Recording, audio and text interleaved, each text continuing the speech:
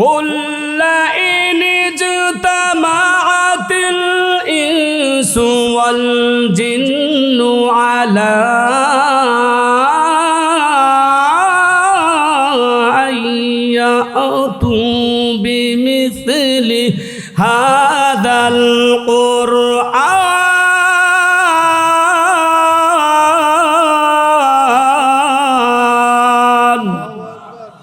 لا يأتون بمثله ولو كان بعضهم لبعض ظهيرا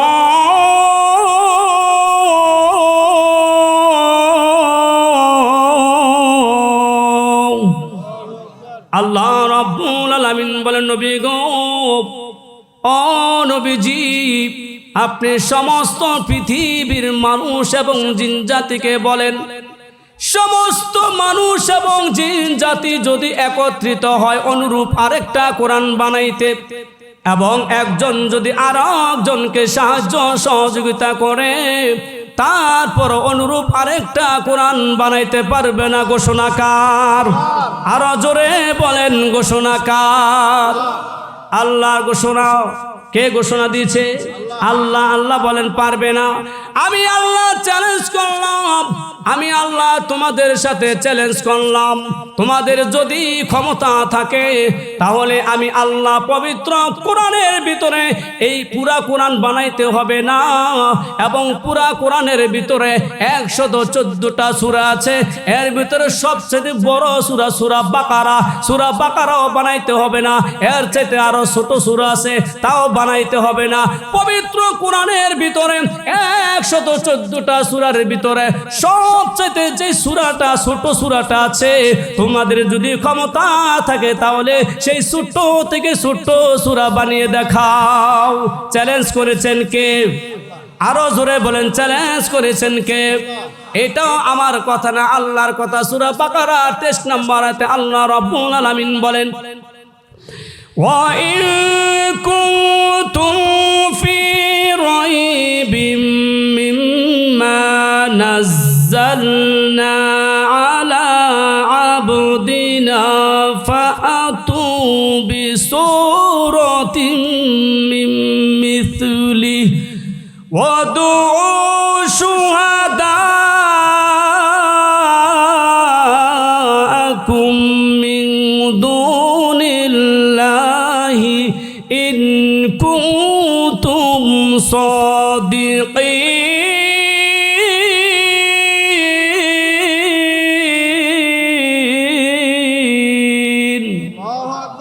আল্লাহ রাব্বুল আলামিন বলেন, আমি আল্লাহ আমার বান্দার উপরে অর্থাৎ আমার নবীর উপরে আমি যে কোরআন নাজিল করেছি, এই কোরআনের ভিতরে সবচেয়ে ছোট যে সূরাটা আছে, ওই কাফেরদের যদি ক্ষমতা থাকে তাহলে ছোট থেকে ছোট সূরা বানায় দেখা। এর কবিলাবি,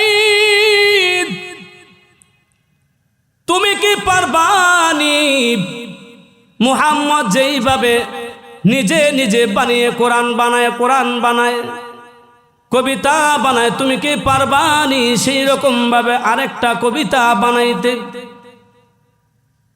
কবিলাবি ডাক দিয়ে বলে, জীবনেতে কোনোদিন কোরআন দেখে নাই, কোরআন শুনছেও না, এখন ডাক দিয়ে বলে কোরআন কি জিনিস, কোরআন খায় না পরে, কোরআন খায় না পরে। যাই যেই জিনিস না খাইছে ভাই জীবনে বুঝবো? কাঁচামরিচ যদি যাই জীবনে খাইছে না, মনে করেন বিদেশি এক বলদ পাইছেন, এখন বিদেশিরে যদি নাকের সামনে নিয়ে বুন বুন করে কাঁচামরিচ ঘুরান, সে কি বুঝবো এটা চুকা লাগে না জাল লাগে? সে বুঝবে না, বুঝবে না। তো কবি লাবিদ বলে, কয় কোরআন কি জিনিস, আমি যে বানাইবো কোরআন এটা কি যে খায় না পরে, কয় যদি কোরআন আরেকটা বানাইতে চাও তাহলে আমাকে একটা স্যাম্পল দেখাও। কাফেররা তখন বলে, স্যাম্পল পাবো কোথায়? স্যাম্পল যদি নিতে চাও তাহলে চলো আমরা মুহাম্মদের কাছে যাই। বলেন আল্লাহু আকবার, আরো জোরে বলেন আল্লাহু আকবার। আল্লাহ নবীর কাছে গিয়ে বলে, আরে মুহাম্মদ, এই যে আরবের মধ্যে সবচেয়ে বড় কবি, যিনি কবি লাবিদ, তোমার কাছে নিয়ে আসলাম। তুমি যে নিজে নিজে কোরআন বানিয়ে বানিয়ে পড়ো, তুমি যে কবিতা বানাও, তোমার মতো আরেকটা কোরআন বানিয়ে দেখাইবে। তোমার যদি স্যাম্পল থাকে তাহলে একটা স্যাম্পল দেখাও। আল্লাহর নবী বলেন, স্যাম্পল পাবো কোথায় থেকে?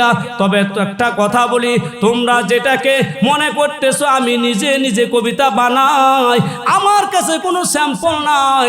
তবে যেটাকে তোমরা কবিতা মনে করছো আমি ওইটা তোমাদের সামনে তেলাওয়াত করি, তাহলে তোমরা বুঝতে পারবা। তখন আল্লাহর নবী এই যে পবিত্র কোরআনের ভিতরে সবচেয়ে যে সূরাটা আছে, সূরা কাউসার, এই সূরা কাউসার তেলাওয়াত করা শুরু করে দিয়েছে। সুবহানাল্লাহ। বিসমিল্লাহির রহমানির রহিম।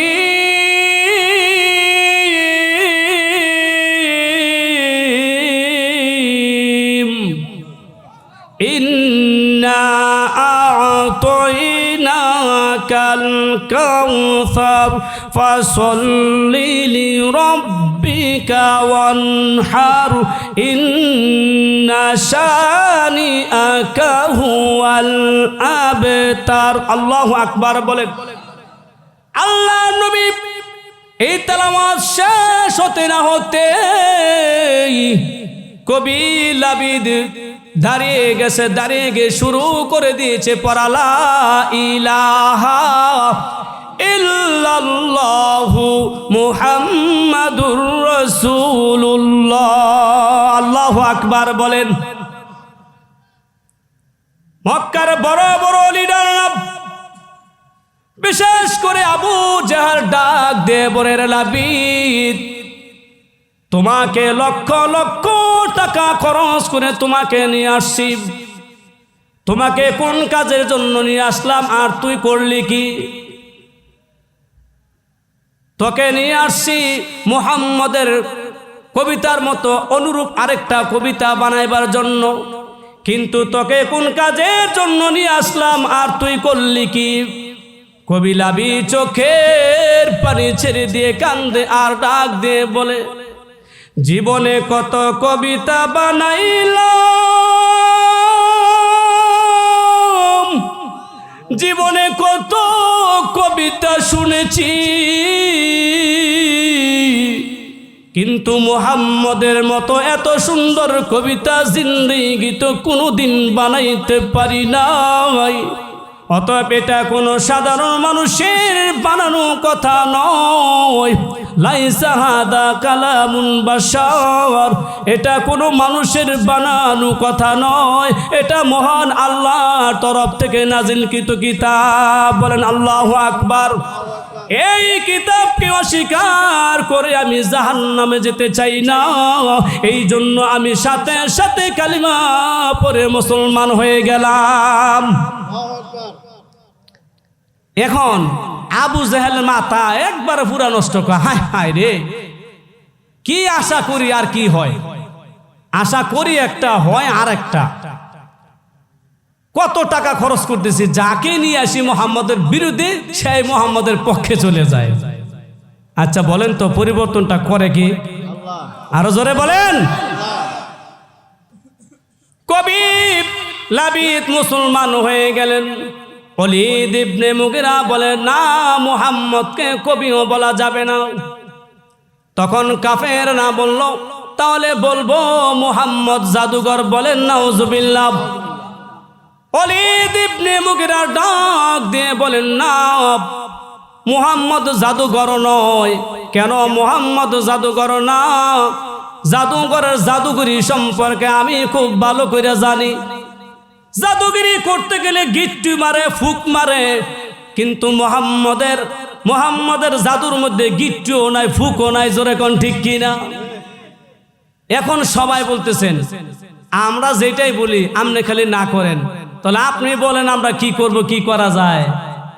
ওলীদ ইবনে মুগিরা বলে, তোমরা শোনো, এই পর্যন্ত যত প্রস্তাব তোমরা আমার কাছে দিয়েছ, আমি মনে করি এর মধ্যে সবচেয়ে ভালো হবে জাদুঘর বললে। কেন? মুহাম্মদের কথা এত মিষ্টি, মুহাম্মদের কথা এত জাদুর মতো কাজ করে। মুহাম্মদের মিষ্টি মিষ্টি কথা শুনে মানুষ মুসলমান হয়ে যায়। এখন হজের মৌসুম শুরু হয়ে গেছে, চতুর্দিক থেকে মক্কায় ব্যবসা করার জন্য আসতেছে মানুষ। আবু জেহেল ঘোষণা করে দিলেন, এরে যুবকেরা তোমরা শুনে রাখো, তোমাদের যত টাকা পয়সা লাগে লক্ষ লক্ষ টাকা তোমাদেরকে দিব। তোমরা একটা কাজ করো, তোমরা বিভিন্ন এলাকা বিভিন্ন জায়গায় জায়গায় জায়গায় তোমরা যুবকদেরকে বসিয়ে রাখো, দাঁড় করে রাখো, নিয়োগ দিয়ে রাখো, যেন চতুর্দিক থেকে যখন মানুষ আসবে মক্কায় ব্যবসা করার জন্য এবং হজ করার জন্য, সকলকে তোমরা শুধু বলবা মুহাম্মদ পাগল, মুহাম্মদ পাগল। তোমরা কিন্তু মুহাম্মদের সংস্পর্শে যাইও না। এখন লক্ষ লক্ষ টাকা খরচ করে যুবকদেরকে লেলিয়ে দিয়েছে, আর জায়গায় জায়গায় কি করছে, যুবকদেরকে দাঁড় করায় দিছে। যখনই কেউ আসবে মক্কায় ঢুকবে, প্রবেশ করবে, তখনই তোমরা বলবা মুহাম্মদ পাগল, মুহাম্মদের কাছে কিন্তু তোমরা যাইও না। এবং বিভিন্ন জায়গায় বসিয়ে দিয়েছে। আর আল্লাহ নবী শুধু জায়গায় জায়গায় বসে কোরআন তেলাওয়াত করে, আর আল্লাহ নবীর কোরআন তেলাওয়াত শুনে শুনে মানুষ মুসলমান হয়ে যায়। আবু জেহেল বলে না, এইভাবে চলবে না। যেই মুহাম্মদের তেলাওয়াত শুনে শুনে মানুষ মুসলমান হয়ে যায়, এই কোরআনের তেলাওয়াত আওয়াজ বন্ধ করতে হবে। এই জন্য আবু জেহেল ঘোষণা করে দিছে, লা তাসমাউ লিহাদাল কোরআন, মুহাম্মদ যেই কোরআন তেলাওয়াত করে তোমরা কিন্তু সেই তেলাওয়াত শুনবে না। প্রয়োজনে তোমাদের হাতে দিয়ে আঙ্গুল দিয়ে কানের ভিতরে ঢুকিয়ে রাখবে, যেন মুহাম্মদের কোরআনের তেলাওয়াতের আওয়াজ তোমাদের কানে না পৌঁছে যায়। এটা আল্লাহ রাব্বুল আলামিন সূরা আনফালের 2 নম্বর আয়াতে বলেন, ইন্নামাল মুমিনুনা আল্লাযীনা ইযা যুকিরাল্লাহু ওয়াজিলাত কুলুবুহুম ওয়া ইযা তুলিয়াত আলাইহিম আয়াতুহু যাদাতুহুম ঈমানা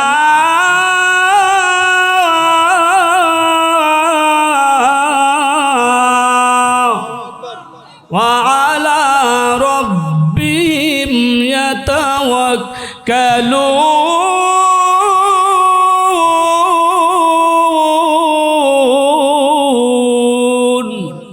যদিও আল্লাহ রাব্বুল আলামিন এই আয়াতের ভিতরে মুমিনের কথা বলেছেন, মুমিনের সামনে যখন আল্লাহর নাম উচ্চারণ করা হয় তখন মুমিনের অন্তর আল্লাহর ভয়ে কাঁপতে শুরু করে দেয়। আর যখন মুমিনের সামনে কোরআনের আয়াত তেলাওয়াত করা হয় তখন সেই মুমিনের ঈমান আরো বেড়ে যায়। ঘোষণাকার, আরো জোরে বলেন ঘোষণাকার। আবু জেহেল বলল না, এই কোরআন শোনা যাবে না। কোরআন শুনতে গেলে কানের ভিতরে আঙ্গুল দিয়ে আঙ্গুল ঢুকিয়ে রাখবে, যেন কোরআনের আওয়াজ তোদের কানে না পৌঁছে যায়। কারণ কি জানেন, নবীজি কোরআন তেলাওয়াত এত মধুর, এত ভালো, যেই কোরআন শুনতো সেই মুসলমান হয়ে যাইত। আবু জেহেল যে নিষেধ করতেছেন সে নিজেও গোপনে গোপনে আল্লাহ নবীর কোরআন তেলাওয়াত শুনতেন। সুবহানাল্লাহ বলেন। এখন নবীজি কোরআন তেলাওয়াত করে আর মানুষ মুসলমান হয়ে যায়। আস্তে আস্তে যখন মুসলমানের সংখ্যা বাড়তেছে আর আবু জেহেলের সংখ্যা কমতেছে, মনে মনে বলে কি ব্যাপার, কি ব্যাপার, যেইভাবে মুসলমানের সংখ্যা দল আস্তে আস্তে বাড়তেছে আর আমার সংখ্যা কমতেছে, কোন দিন জানি আমার গদিটা চলে যায়। এই জন্য বলে যে মুহাম্মদকে বাইরে রাখা যাবে না।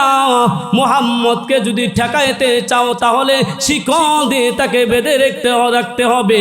এখন মানুষ বলে তুমি যে মুহাম্মদকে শিকল দিয়ে বেঁধে রাখবে, এটা কি বলবে? সাধারণ মানুষ যদি জিজ্ঞাসা করে কেন, কোন অপরাধে তুমি তাকে জেলে দিয়েছ, কোন অপরাধে তুমি তাকে বন্দী করেছ, কোন অপরাধে তুমি তাকে শিকল দিয়ে বেঁধে রেখেছ, তখন কি জবাব দিবে?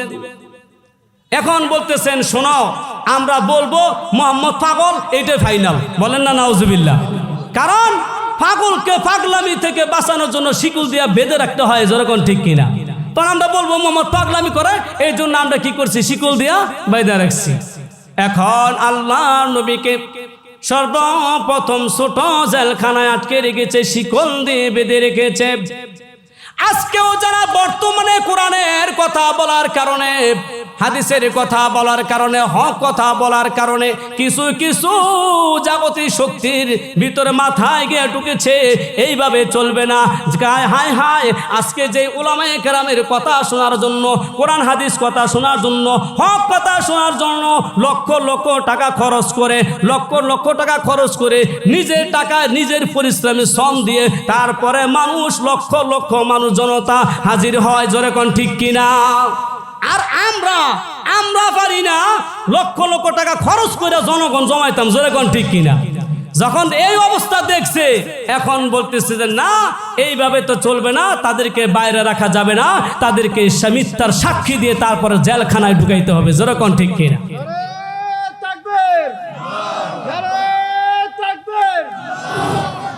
ইসলামের শত্রুরা, ইসলামের শত্রুরা, নারে তাকবীর। এখন আল্লাহ নবী শুধু কোরআন তেলাওয়াত করে, আর মানুষ মুসলমান হয়ে যায়। হজের মৌসুম শুরু হয়ে গেছে। ইতিমধ্যে চতুর্দিকে আল্লাহ নবীর কথা, আল্লাহ নবী যে মোহাম্মদ যে পাগল, মোহাম্মদ যে পাগল চতুর্দিকে ছড়িয়ে পড়েছে। বিভিন্ন দেশ থেকে মক্কায় এসেছে ব্যবসা করার জন্য, হজ করার জন্য। মদিনা থেকে একদল যুবক এসেছে, যেই মাত্র আসছে এই মাত্র শুনতেছে, কিরে চতুর্দিকে কি ব্যাপার, গুঞ্জন শুনতেছি মোহাম্মদ পাগল, মোহাম্মদ পাগল। যেই দেশের প্রধানমন্ত্রী হইয়া প্রধানমন্ত্রী নিজের কাছের লোকেরা লক্ষ লক্ষ টাকা খরচ করে মোহাম্মদ পাগল, মোহাম্মদ পাগল বলে, সেই পাগলটা সাধারণ পাগল না। এতদিন পর্যন্ত আমরা ব্যবসা করতেছি, কোনোদিন তো শুনি নাই এই মোহাম্মদ নামক পাগল কোথায় থেকে আসলো। আজকে ব্যবসা হোক আর না হোক, সেই পাগলকে না দেখে মদিনায় যাব না। এখন যার কাছে জিজ্ঞাসা করে, এই তোমরা কি জানো মোহাম্মদ নামক পাগল, যে খালি নাম শুনতেছি পাগল, এই পাগলটা কোথায় আছে? কিন্তু কেউ আবু জাহেলের ভয়ে কেউ স্বীকার করে না। এমন সময় একজন যুবক সামনে পড়েছে। ওই মদিনার যুবকরা ডাক দিয়ে বলে,